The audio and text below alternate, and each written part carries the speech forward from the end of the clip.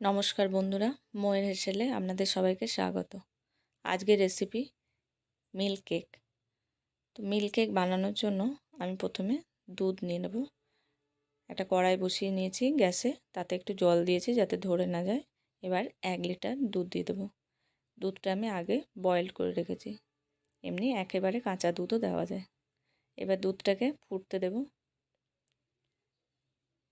দুধটা ফুটিয়ে ঘন করতে হবে। দুধটা ফুটতে যখন অনেকটাই কমে আসবে ফুটতে ফুটতে, তখন এবার চিনি দিয়ে দেব। চিনি দিয়ে আবার ফুটতে দেব, ভালো করে ফুটবে দুধ।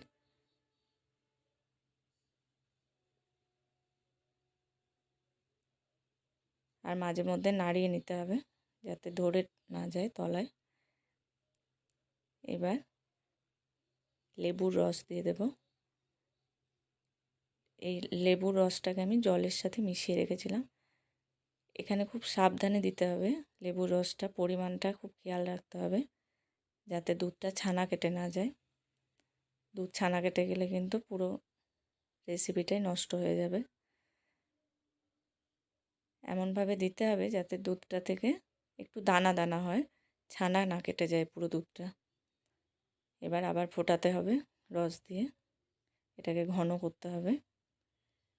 আর কড়াইয়ের যে ধারগুলোতে যে দুধটা জমে যাচ্ছে সেটা বারবার খুন্তি দিয়ে ঘেটে ঘেটে ঠিক রাখতে হবে।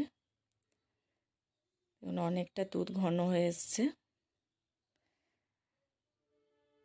এই সময় একটু খেয়াল রাখবে, খুব জোরে ফুটবে, একটু সাবধানে করতে হবে, নয় এই গরম ফুটন্ত দুধ গায়ে লেগে মুশকিল হয়ে যাবে, ফোসকা পড়ে যেতে পারে। এবার যে পাত্রে আমি এটা সেট করব কেকটা, সেই পাত্রটা রেডি করে নিচ্ছি। ঘি মাখিয়ে ঘি ব্রাশ করে নেব, গাওয়া ঘি, যাতে গরম হওয়ার সাথে সাথেই ঢেলে নিতে পারি। এবার ঘি দিয়ে দেব, ঘি দিয়ে আবার মিশিয়ে নেব। মেশানো হয়ে গেলে এলাচ গুঁড়ো দিয়ে দেব, আবার ভালো করে মিশিয়ে নেব।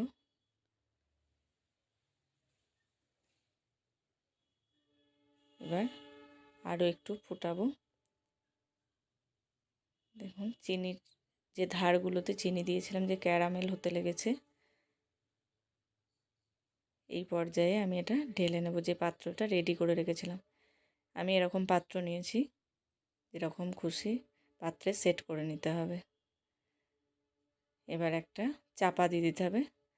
থালা, আমি এখানে একটা কাঁসার থালা দিয়েছি যাতে গরম থাকবে অনেকক্ষণ। এবার তার তলায় একটা টাওয়েল জড়িয়ে চারিদিকটা মুড়ে রাখতে হবে। এরকমভাবে এটাকে আমি 8 ঘন্টার মতো ছেড়ে দেব, 8 থেকে 9 ঘন্টা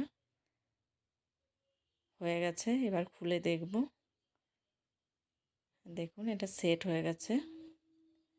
এবার একটা ছুরি দিয়ে চারিপাশটা একটু কেটে নেব যাতে এটা ভালোভাবে উঠে যায়। এবার একটা প্লেটে এটাকে, প্লেটটা এর ওপর রেখে উল্টে দেব। একটু চারিপাশটা প্রেস করব, তাহলে এটা উঠে যাবে সুন্দরভাবে। এবার ছুরি দিয়ে নিজের পছন্দ মতো সাইজ করে কেটে নেব। মিল্ক কেক খেতে খুবই সুস্বাদু হয়। এই প্রসেসটা ফলো করে বানাবেন, খুব সুন্দর হবে আর খেতে তো দুর্দান্ত হয়। অবশ্যই বানাবেন। ভিডিওটি ভালো লাগলে লাইক করবেন আর শেয়ার করবেন, আর রেসিপিটি অবশ্যই ট্রাই করবেন এবং কমেন্ট করে জানাবেন কেমন লাগলো। আমার চ্যানেলকে সাবস্ক্রাইব করবেন এবং ফেসবুক পেজ ফলো করবেন।